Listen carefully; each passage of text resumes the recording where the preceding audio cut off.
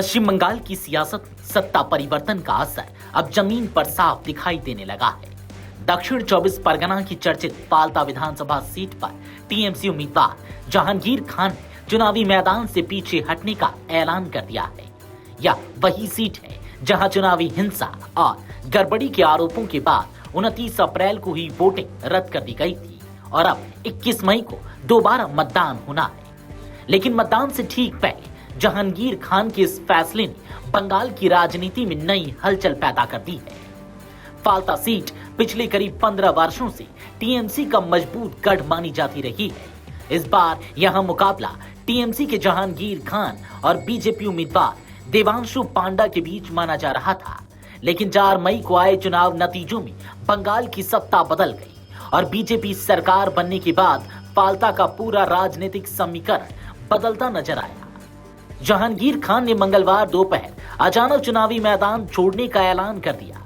हालांकि उनके हटने के बावजूद 21 मई को मतदान तय कार्यक्रम के मुताबिक ही होगा, क्योंकि इस सीट पर सीपीएम के शंभू कुर्मी और कांग्रेस के अब्दुल रजाक भी चुनावी मैदान में मौजूद हैं।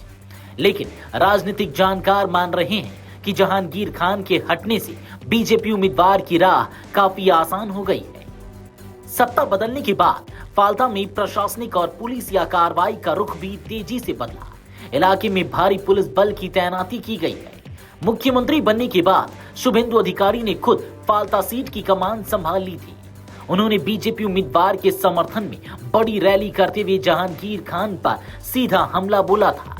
शुभेंदु अधिकारी ने कहा था कि जो खुद को पुष्पा कहता है, अब उसकी जिम्मेदारी मेरे ऊपर है। उन्होंने लोगों से बिना डर के वोट डालने और बीजेपी को भारी मतों से जिताने की अपील भी की थी। दरअसल चुनाव प्रचार के दौरान जहांगीर खान अपने दबंग अंदाज और बयानों की वजह से लगातार सुर्खियों में थे। चुनाव आयोग ने उत्तर प्रदेश के चर्चित आईपीएस अधिकारी अजय पाल शर्मा को फाल्ता का पर्यवेक्षक बनाकर भेजा था। इलाके में पहुंचकर अजय पाल शर्मा ने साफ कहा था कि जहांगीर खान से कह देना गुंडागर्दी नहीं चलने दूंगा। इसके जवाब में जहांगीर खान ने एक जनसभा में फिल्मी अंदाज में कहा था, अगर तुम सिंघम हो तो मैं पुष्पा हूं, पुष्पा राज झुकेगा नहीं।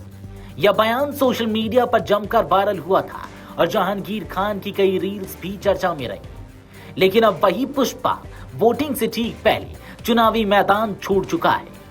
बीजेपी सरकार बनने के बाद जहांगीर खान और उनके करीबी सहयोगियों पर कानूनी दबाव भी बढ़ा।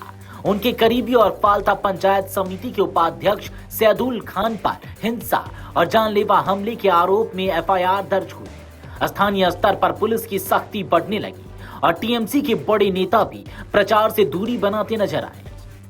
इसी बदलते माहौल में जहांगीर खान का चुनावी मैदान छोड़ना बंगाल की नई सियासत का बड़ा संकेत माना जा रहा है।